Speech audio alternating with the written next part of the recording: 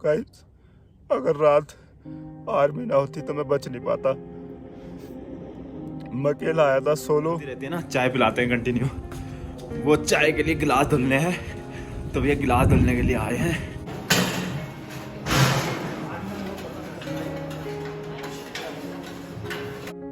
Hello दोस्तों, good morning. और मैं आपसे आज एक बात शेयर करना चाहता हूँ। आज कोई वीडियो नहीं बना रहा हूँ मैं। रात मेरे साथ ना यार एक सीन हो गया। अगर रात आर्मी ना होती ना भाई, तो मैं शायद ना बच पाता। क्योंकि आपने देखा होगा, मैं कल निकला था पैंगोंग से, और चांगला पास पे ना भाई मेरे साथ में सीन हो गया। सीन हुआ ये कि मैं निकला था चांगला पास के लिए, और जैसे जैसे मैं चांगला पास की तरफ बढ़ता गया, एक्चुअली क्या है, मैं कुछ रिकॉर्ड नहीं कर पाया क्योंकि मेरे गोप्रो की ना स्टोरेज फुल हो चुकी थी। इसलिए मैं सोच रहा था इसे क्रॉस करके अपना जब लेह पहुंच जाऊंगा तब देखूंगा। तो भैया गाइस, अगर रात आर्मी ना होती तो मैं बच नहीं पाता।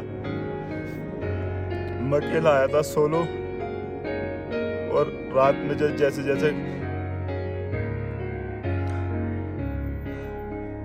जैसे मैं ना टॉप के ऊपर जाता रहा, मेरे हाथों ने काम करना बंद कर दिया। मैंने डबल ग्लव्स पहन लिए तो भी ठंड नहीं जा रही थी हाथों की। कपड़े यहाँ से तो मैं फिट था, कोई दिक्कत नहीं थी।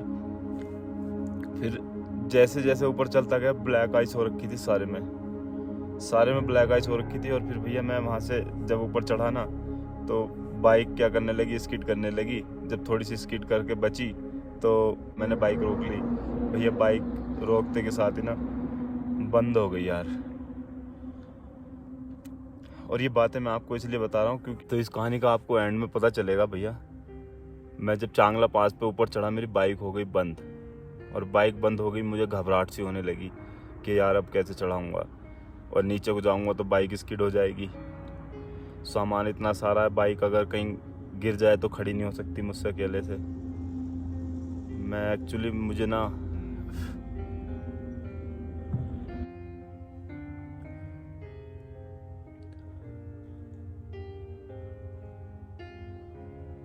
तो भैया जब मैं ऊपर चढ़ा ना बाइक लेकर के, बाइक बंद हो गई। और मुझे मतलब हुआ ये कि सांस आना बंद हो गया। मतलब बहुत मैं घबराहट हो गई। घबराहट होने के बाद में मुझे सांस आना बंद हो गया।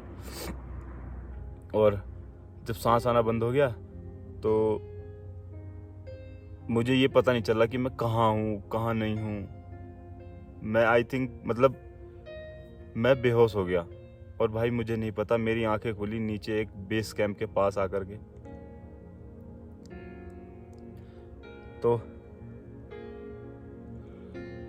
तो मेरी आंखें खुली एक ट्रक के अंदर जिसमें मेरी बाइक खड़ी थी और मैं पड़ा था। और उसमें 2 आर्मी के जवान थे। और उन्होंने बोला, उनसे मैंने पूछा सर क्या हुआ। उन्होंने बोला कि भाई तुम बेहोश हो गए थे अपनी बाइक चांगला पास से पहले। और उन्होंने बताया कि हमने ना ऑक्सीजन दी तेरे को तुरंत ही। उनके पास में ऑक्सीजन सिलेंडर वगैरह होते हैं। उन्होंने ऑक्सीजन दी।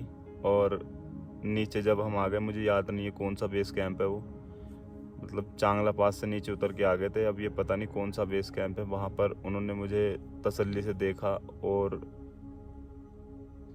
उन्होंने देखा कि अब ये ठीक है, तो उन्होंने बोला जा सकते हो, और आगे से ध्यान रखना। मैं भैया वहाँ से फिर मैं बाइक लेकर के चला। तब से ना मेरे को ना एक अंदर से घबराहट सी हो रही है, और सांस ना मुझे बहुत ही खींच के लेना पड़ रहा है। पता नहीं तब से ही हो रहा है मेरे साथ में। और मैं भैया उन्होंने मुझे चलते चलते एक बात बोली थी कि भाई बस तेरी किस्मत है कि तू बच गया, क्योंकि हम पीछे से आ रहे थे, वरना यहाँ पर ना लोग चांगला पास पर पता नहीं कितनों की मौतें हुई हैं। तो उन्होंने बोला अगर तू लेह की साइड जाएगा तो एक काम कर, तू जाते जाते ना पहले पत्थर साहिब गुरुद्वारा पर मत्था टेकता हुआ जाना। तो मैं इसलिए यहाँ पर आज देखोगे ना आपको दिख रहा होगा, मैं खुद यहाँ पर आया हुआ हूँ। सामने पत्थर साहिब गुरुद्वारा है और मैं यहाँ पर आया हूँ भैया। और मेरा ना मन अंदर से बस एक मन आ रहा है कि मैं आज यहीं रुकूं और सेवा करूं यहाँ पर। जिस तरह से आर्मी और जो सिख लोग सेवा करते हैं, मैं भी उसी तरह से सेवा करूं। मेरे अंदर से ना एक कि यार बस किसी भगवान का शुक्र है कि मैं बच गया, यही मेरे लिए काफ़ी है।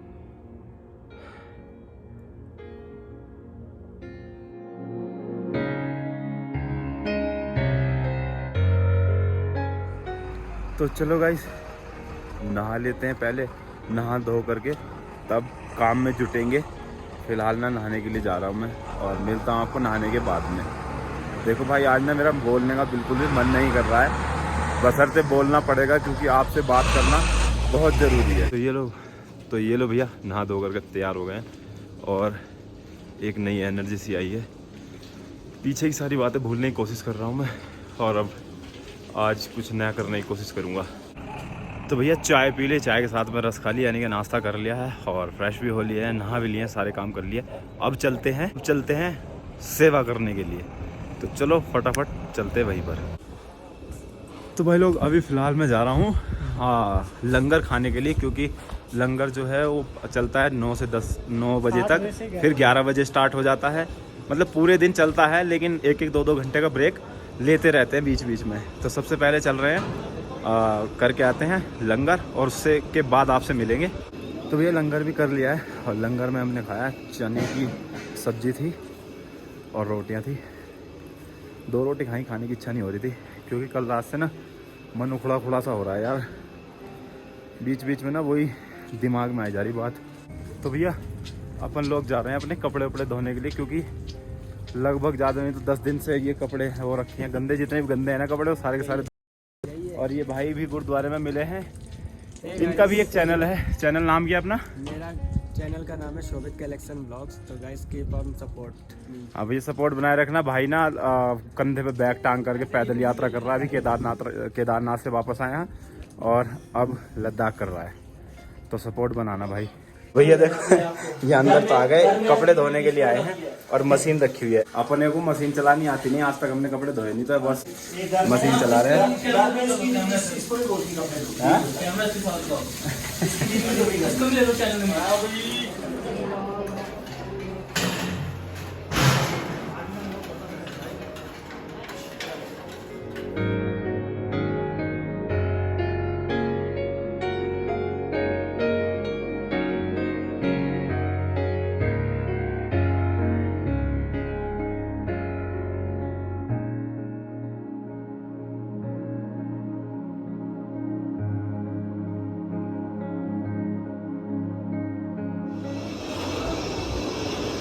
भैया पहले सेवा कराई, सेवा कराने के बाद में देखो खाना इसमें खाया और अब प्लेट रखने जा रहा हूँ। अब देखो और क्या काम मिलता है, वो जो काम मिलेगा वो करेंगे।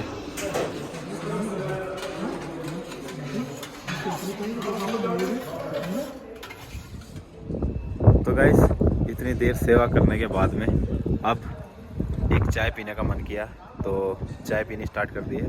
और भैया कुछ देर में फिर से लंगर स्टार्ट होगा। शाम का जो नंबर आएगा उसमें भी सेवा कराएंगे, कोशिश करेंगे कि जितना ज़्यादा हो सके हम सेवा कर सकें, ठीक है। और रात यहाँ रुकना है, कल अपने घर के लिए निकलना है। घर के इन द सेंस कि कल हम जंस्कार के लिए निकलेंगे। जो जंस्कार सबसे टफ, लद्दाख का सबसे टफ रोड है, उससे निकलूँगा, वो भी सोलो अकेला। तो अगर आपने लास्ट वीडियो नहीं देखी है जल्दी जा करके देख लेना, वीडियो बहुत ही अच्छी बनी है। ये फुल दिखाना आज का, फुल कवरेज कि हम क्या क्या कर रहे हैं। हम चाय लेने जा रहे हैं। तो भैया सुबह से हो गई है शाम, और शाम के लगभग बज चुके हैं 5:30 से 6। और ये देखो, ये है अपना जो रसोई घर होता है ना वो। और अभी हम आए हैं गिलास धुलने के लिए, पानी भर के ले जाएंगे बाल्टी से। और जो चाय कंटिन्यू आती है, पानी इसमें गिलास में मारेंगे, फिर इसमें डालेंगे, फिर इसमें डालेंगे, फिर इस साफ पानी में साफ करेंगे ना। तो भैया जिस गुरुद्वारे पर मैं अभी हूँ ना, और जिस गुरुद्वारे पर मैं आज था, उसका जो इतिहास है, जो उसके बारे में जानकारी है, वो सारी की सारी यहाँ पर लिखी हुई है। वो की थी और जिस गुरुद्वारे पर मैं रुका था उस गुरुद्वारे का जो पूरे का पूरा इतिहास है वो यहाँ पर लिखा हुआ है। आप धीरे धीरे वीडियो को पॉज कर करके पढ़ लीजिएगा। और भैया ये मतलब बहुत पुराना गुरुद्वारा है और यहाँ पर सब कुछ सीधी भाषा में बोलूँ तो ये बता देता हूँ, एक राक्षस था जो लोगों को परेशान किया करता था, उससे निजात दिलाने के लिए यहाँ पर गुरु नानक जी ने अपना तप किया था। और उस राक्षस ने ऊपर से पत्थर गिरा था उस पहाड़ी पर से, जो आपको ऊपर पहाड़ी दिख रही होगी, उस पहाड़ी से पत्थर गिरा था और वो करके गुरु नानक जी की कमर से टकराया था, जिसका निशान वो अंदर दिख भी जाएगा जब आप अंदर जाओगे, उस पत्थर पे बना हुआ है। तो जब उस राक्षस ने देखा नीचे आकर के तो वो नतमस्तक हो गया गुरु नानक जी के सामने और फिर उसने यहाँ से जाने का फैसला किया और लोगों को तंग ना करने का फैसला किया, जो अभी तक मैंने समझा है। बाकी आप पूरे का पूरा ध्यान से पढ़ लीजिएगा, यहाँ पर लिखा हुआ है।